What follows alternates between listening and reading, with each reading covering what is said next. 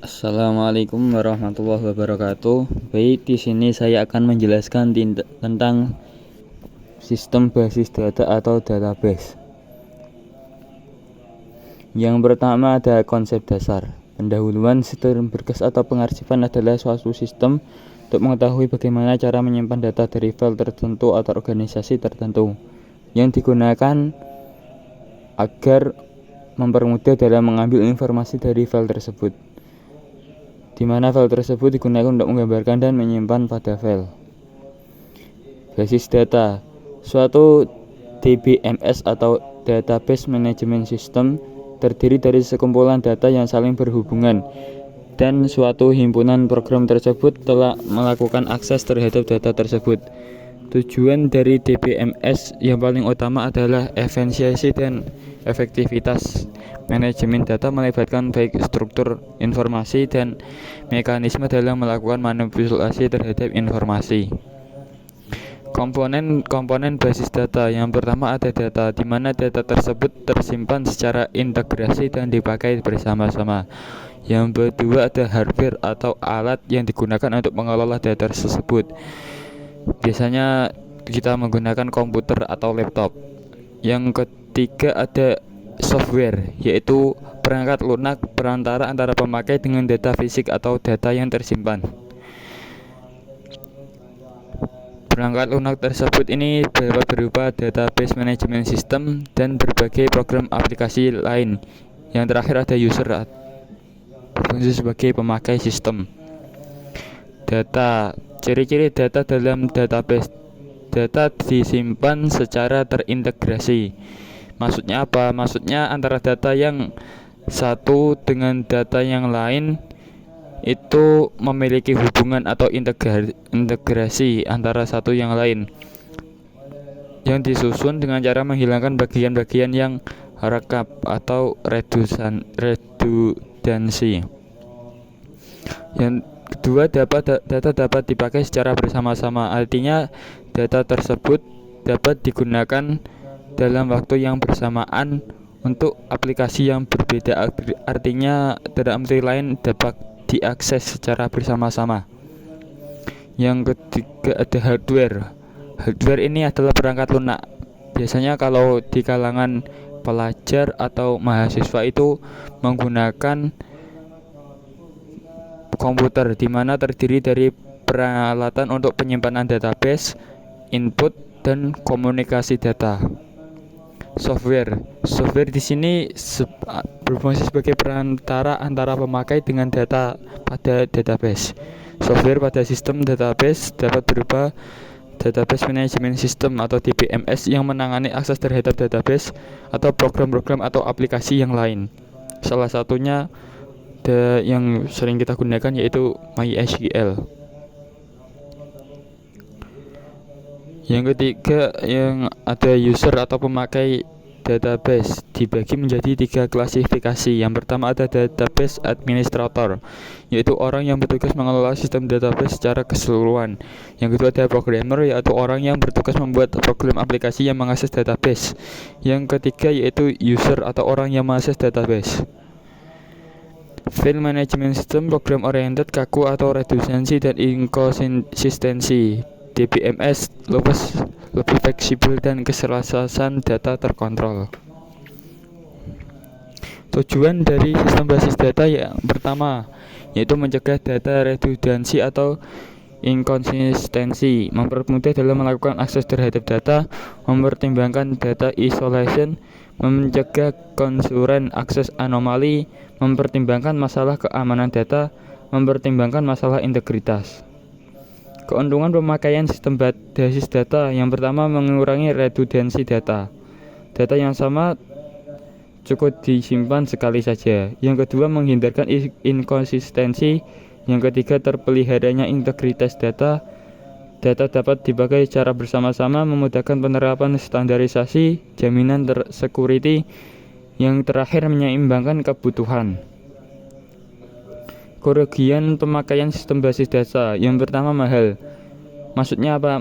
Maksudnya model awal yang digunakan untuk menggunakan sistem basis data ini memerlukan modal yang cukup besar.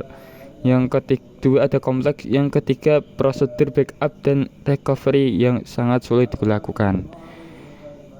Dalam basis data dikenal istilah entitas, yaitu sekumpulan objek yang mempunyai karakteristik sama dan bisa dibedakan dari lainnya. Objek dapat berupa barang, orang, atau suatu kejadian, misalnya pegawai, mobil, nilai, dan lain sebagainya. Yang kedua ada atribut, maksudnya yaitu deskripsi data yang mengidentifikasi entitas. Yang pertama entitas mobil, ada nomor mobil, merek mobil, warna mobil, dan lain sebagainya. Yang selanjutnya ada field, yaitu lokasi penyimpanan untuk salah satu elemen data tersebut. Kemudian ada record.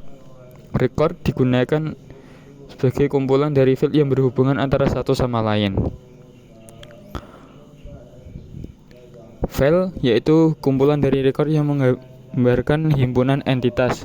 Basis data kumpulan file yang digunakan untuk program aplikasi serta membentuk hubungan tertentu di antara record-record dari file-file tersebut. Key atau kunci yaitu elemen record yang dipakai untuk menemukan record tersebut pada waktu akses. Ada beberapa jenis key. Yang pertama ada primary key, yaitu kunci utama. Ada secondary key. Kunci kedua ada candidate key atau kunci ganti. Ada alternate key, composite key, dan foreign key atau kunci asing. Ya, di sini biasanya kita menggunakan yang primary key sama foreign key. Primary key. Yang pertama, field yang mengidentifikasi sebuah record dalam file bersifat unik atau tidak sama antara satu dengan yang lain, atau biasanya kalau dalam proses input data menggunakan not null, jadi tidak boleh kosong. Secondary key yaitu kunci kedua, yaitu kunci setelah dari primary key. Kalau candidate key itu biasanya menurunkan, bisa dipilih atau pilihan dari primary key. Composite key bentuk dari beberapa field. Foreign key, field yang bukan key tetapi adalah key pada field lain. Nah, biasanya digunakan untuk integrasi data atau menghubungkan antara satu entitas dengan entitas yang lain.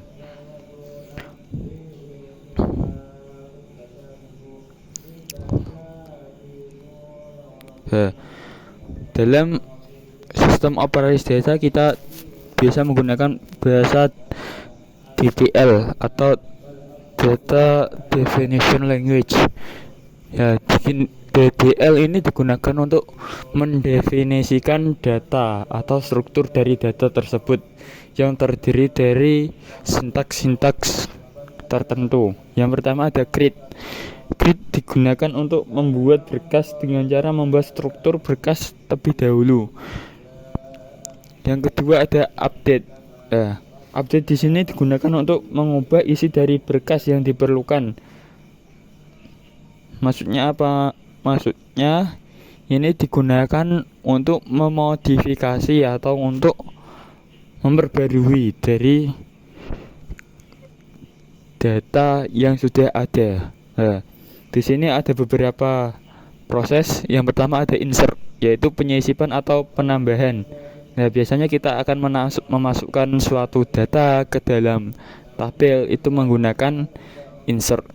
Yang kedua ada modify, digunakan untuk memperbaiki. Artinya apa? Misal ada kesalahan, ada redundansi data, kita dapat menggunakan modify sebagai salah satu opsi untuk merubah data yang ada di dalam tabel. Yang ketiga ada delete. Ini digunakan untuk menghapus data. Misal kita akan menghilangkan suatu data dari dalam tabel yang sudah kita buat, kita menggunakan opsi delete.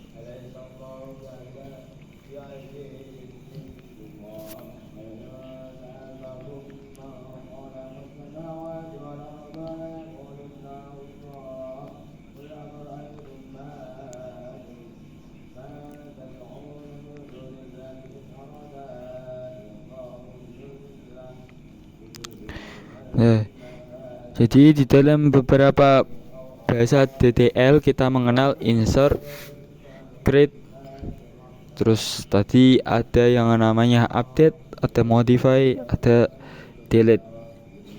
Digunakan untuk mendefinisikan dari wadah yang akan kita gunakan untuk sebagai data tersebut.